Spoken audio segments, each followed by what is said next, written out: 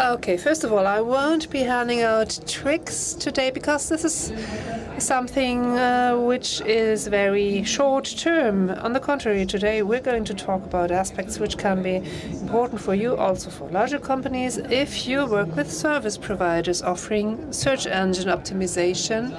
We have half an hour time, and I'm happy to tell you something about my favorite hobby. And I'd say, let's start. And I'll try to answer some questions afterwards.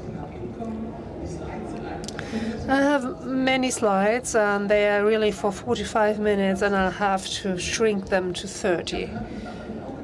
So I've heard that everything is going to be registered, so just lower the speed when listening to the registration, and you're all set.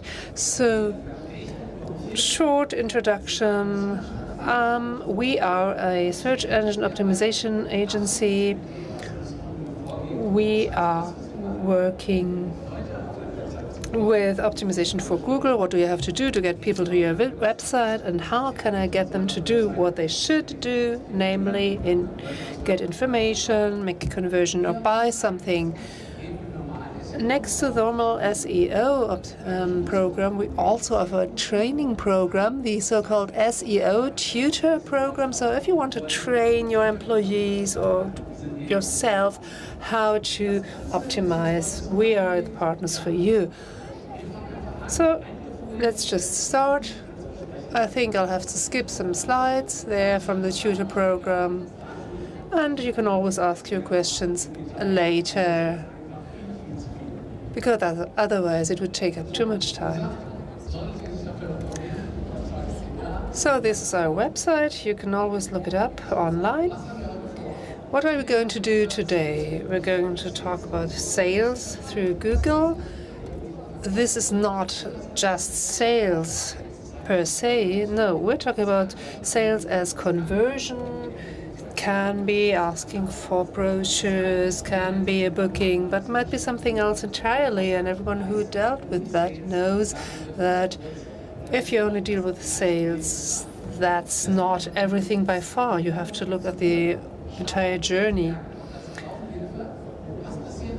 So, and if you need help for that, what happens when you approach an agency? What are characteristics of good agency works, and what are the traps? So I'd like to give you some input on what can go wrong, because you, in your field, the tourism industry, you are the experts. But in this case, you might lose lots of money through small words. And I hope this will not happen after listening to this presentation. And I brought you a small extra. I brought you a small gadget you can use at home to have a small instant success. Basically, we always have different interest groups like management, we have sales in a company. So it's about people dealing with online marketing, but also other people. It's something that is not always matched to the expectations of the person on the other side of the computer, because they have expectancies, the visitors of your websites, and it's difficult to match all this. That's a task Google has to fulfill, but Google has its own plans, and they look quite differently. You can see that everyone has their own goals, and easy to see that they're not always the same. For example, the online marketing team want to have content visible everywhere. They want KPI performance, and of course they want to satisfy their management. Then we have the SEO agency. They do what they do best and like to do. They tell you, well, if it's too much for you, if you're overwhelmed, come to us, we'll do it for you. And if this makes sense, will be a question you have to deal with, because there are certain conflicts. The initial situation, however, is always the same, whether you do it by yourself or if you use an agency. The good keywords are always occupied. We took Paris all-inclusive as a search word. That's a money keyword. If you attract customers who type in that, you have easy dealings with them. So I'm trying to explain why the customer journey has many stations and not just this one. We have Expedia here in the results, Neckermann, we have Thomas Cook, so it's tough competition. And I'd say, don't even try and don't waste your money with these keyword combinations. Keywords are not as important as they used to be 2 years ago, like semantic search, mobile marketing has come up. Meanwhile, Google has opened an entirely new field called mobile, and 2/3 of all travels are being prepared on mobile devices, and the research results not always the same as you can see on your desktop computer. So what can we do? What do we tell our agency to do? So, of course, we said, oh, well, that's too complicated for us. Let's hire an agency. And this is what they promise. These are the classics. We have good contacts at Google. We will massively increase your online visibility, etc. We guarantee you to take your website on the first place. Of course, all this may or not be true, but one thing is never true. They won't have good contacts at Google.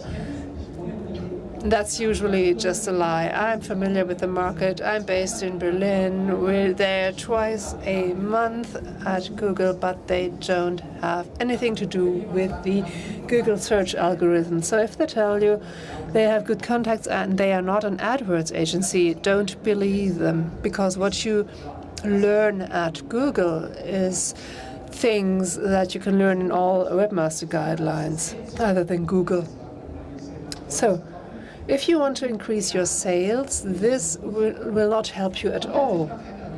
So online visibility is increased. Doesn't mean that much. We'll soon learn why. Your website is on the first place? Yes, sure, but they won't use the keywords that are irrelevant to you. So what for? And it will be expensive too. I've brought a short offer text from an agency, which is a real offer that was made by an agency, so you can see how they work. But let's always keep in mind, we have an objective that makes sense, KPIs, for example. So pay attention when you ask that question. What keywords do you wish to have your website optimized for? This is the first trap you can fall into. So it really sounds great.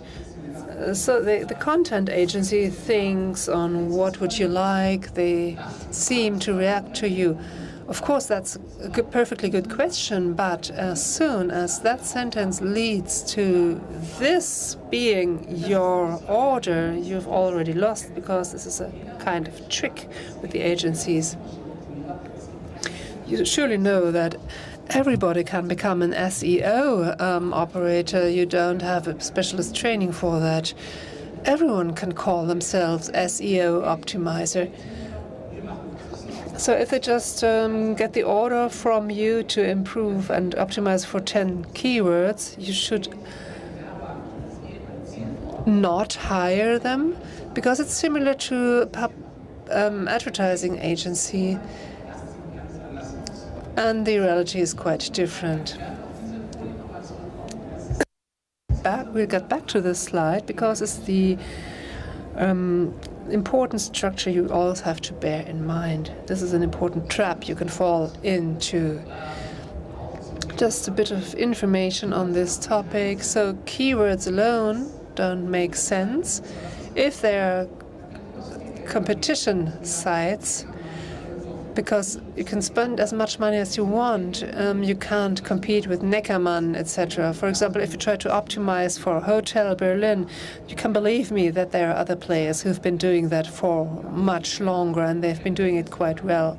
So if you answer to that agency, well, Hotel Berlin is important to us, and they then in turn optimize your website for Hotel Berlin, it doesn't mean that that will be successful with your visitors. So we're calling this keyword evaluation. A good agency will propose keywords to you that are relevant to you. And then, of course, we could differentiate the different kinds of searches like semantic search, long-tail keywords, short-tail keywords, numeric keywords, booking a hotel trip in end of the world, for example. That's a long keyword, but it won't help you much. A good agency will inform you in advance. So these are the three aspects. The first one says, which keywords are relevant to you? Firstly, it has to do with your product. Second, it has sufficient search volume. And the third, keywords who are not facing too strong competition on the good positions. So that's difficult because 60% of the offers we compared, because we have that small service for our customers checking external offers by the competition. And that third criterion is something almost no one will offer you. You can also be active yourself. For example, you can use an intern in order to analyze Google. You can have them type in certain keywords, and let's find out the results that pop up. You can, when you do an AdWords campaign, for example, you can have interesting proposals. In the last month, it has become a bit more difficult, so you can look at the competition. But the difficulty is that there is no fixed formula, because there are service providers who specialized on that. And what you can do is can fix own KPIs regarding the indices of the competition. Brief example for that, we have different keywords, the usual suspects like hotels, holiday apartments, etc. So the search volume, how many people are really searching for that? And because a keyword no one is looking for won't really profit my sales or my conversion. Then we have a niche index. I won't talk about that now. And of course, the type of research. We have some conversion-oriented keywords, some generic keywords, etc. So, and a good agency will not just write down the keywords and tell you this is good, this is bad. No, they will try to distribute it, because we have different touch points in the customer journey that can help us to renounce to that famous Paris all-inclusive keyword. So this is just an example. There are different examples for that. Hotel Berlin, for example, would be shown here in red. So you could, it would not really be worth your while investing money in the keywords Hotel Berlin, because there's too much competition. So you can save yourself that money. What's beautiful about that keyword analysis is that you will be able to find so many more keywords related to that topic. These are the usual suspects. You would have found them yourself, but a good agency can do a keyword evaluation with more than 100 different combinations that fit in your cluster with your service, your specialist area. I tried with Lüneburg tourism. Someone here from Lüneburg? Yes, I think we met before last week. So a good keyword analysis would find that Google gives interesting results for Lüneburg. So, because if you type in Lüneburg in Google, sometimes you find that it's the gate to the underworld. Well, that's really great. As Google suggests, you know that probably. So you enter something, and Google then proposes terms other users have already typed in. This is a kind of funny example. Lüneburg, the gate to the underworld. So when you're from Lüneburg, you could really work with that. You could send some artists and produce some content on that.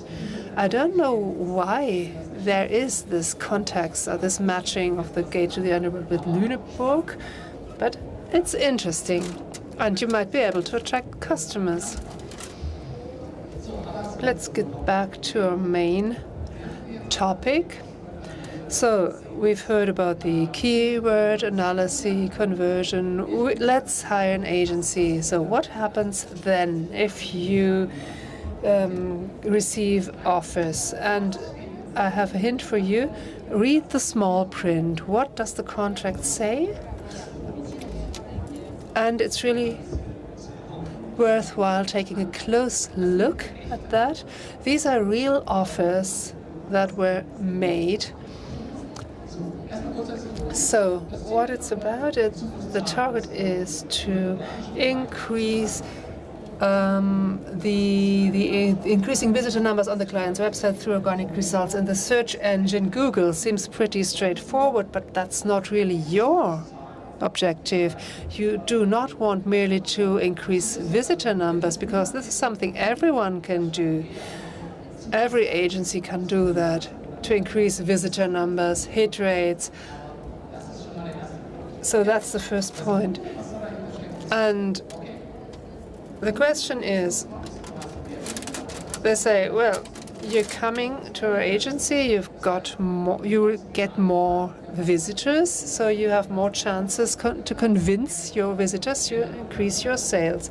Seems quite logical and straightforward. And I tell you one reason pro and one contra. So first, yes, this is true. It can be positive for your website if the visitors did something that makes sense, that did something on your website. I'm not only talking about effects in the search engine, but general behavior of the visitors, if they've been really relevant for the website. But the contrary can happen too, namely the negative effects. If you have the wrong visitors on your website, for example, if you have expensive AdWords, and I know that many people are doing this, and it's perfectly fine, but if you attract the wrong visitors, so I'm also talking about organic search results. And if you attract people who are looking for something different entirely than you offer, they will be gone before you can look. And if that keeps happening, it indicates to Google, oh, that website doesn't seem to be that relevant for that topic, and we might try to sort it out. So usually nothing at all will happen, but over time, if many people visit your website, they bounce off, so that bounce rate increases. It might be negative for your business. So in short, it is about picking relevant topics. So what are they offering? So they have a concept, they create a concept, and they offer to implement on-page measures. It sounds quite good. And the second is creating text and landing page optimization. So importantly, it's optimization. They don't create new landing pages, they're just adapting the existing ones, like in Hotel Berlin. And that's problematic. If I look at this offer, the colleagues will take the keywords you give them, the keywords they were asking you about at the beginning, and they will just adapt your landing page. But does this really make sense? So we could continue with what they offer. They also do some backlinks, but they don't tell you where they come from, whether they are from China. So this offer doesn't really say where they come from.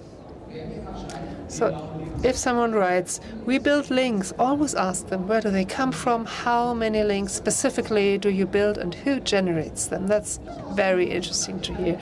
And this is the cost of these small services. It's 2,500.